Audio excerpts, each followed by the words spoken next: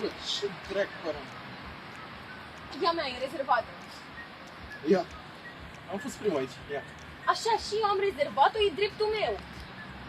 Nu prea mă interesează, mă grăbesc acum. Dar nici pe mine nu mă interesează că te grăbești, că și eu mă grăbesc. Ce crezi, că ești singură pe lumea asta cu probleme sau cum? Bă, ia ușor că n-am țipat cu tine. Bă, tu nu te vezi ce bretor în frunte ai? Pleacă de aici, lasă-mă Bă, pace. nu vezi machiaj de clown. Du-te, mă, Du-te, pleacă, mă, băi. demachează-te.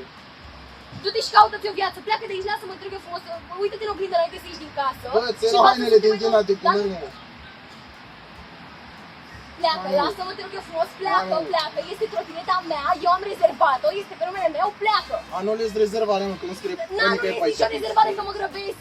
Du-te! Bă, ochelari de la second hand. Să știi că sunt foarte scump, da? Da.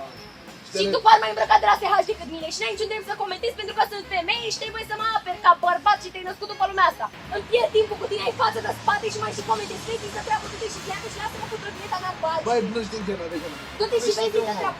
Băi, Ne certăm. De ce? Pentru că vrea să se folosească de trotineta pe care eu am rezervat-o și mă și grăbesc. Stai Să bine. urlați în halul ăsta? Da? Păi, voi sunteți sănătoși? Faceți și voi ca aia din sectorul 7. Adică, bă, Da, și Adică, în loc să vă înjurați, vă faceți și voi urări drăguțe. Pe complimente. același, da, pe același ton dacă vreți, dar nu mai urlați. Să te ajute Dumnezeu să ai cei mai frumoși copii de pe toată lumea asta. Bă, ce-aș vrea să intri la liceu. Mi-aș dori să ai cea mai frumoasă nevastă de pe toată planeta asta. Să-ți dea Dumnezeu parte de tot ce ne-ai avut toată viața asta și să fii cel mai fericit de pe toată planeta. Să dea Domnul să mănânci bine seara asta. Să dea Domnul să fii cel mai fericit și cel mai frumos om și să ajungi celebru ca Johnny Depp. Mamă, vedea, ți-ai și iubitul cu bacul luat.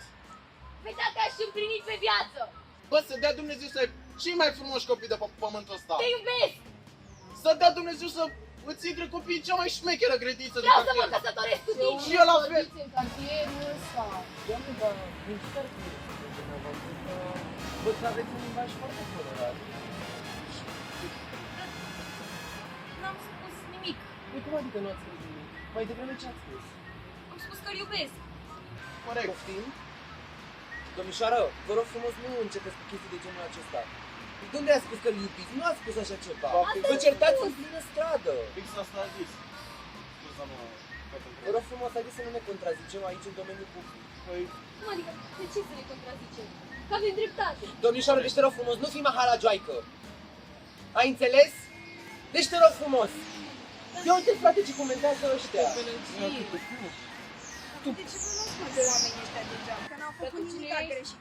Cine sunt? Eu v-am Cine te-a ascultat chemat aici, conversația. domnișoară? Ei n-au zis nimic urât, nu înțeleg de ce N-au vă zis luați de ei. nimic urât, Tu da. o faci mahalajoai și tu te iei mă de ea ca Dar să tu ești cu ei sau care? Exact. Dar nu sunt cu ei, dar nu mi se Domnișoară, pare ia normal. bine, Bă, dar n-am și de plecați cum. de unde ați Nu venit. aveți urechi, nu puteți să înțelegeți ce vorbesc doi Dar oameni. unde Dar faci oamenii ăștia așa, sunt bă? doi oameni, nu mi se pare normal. Te duc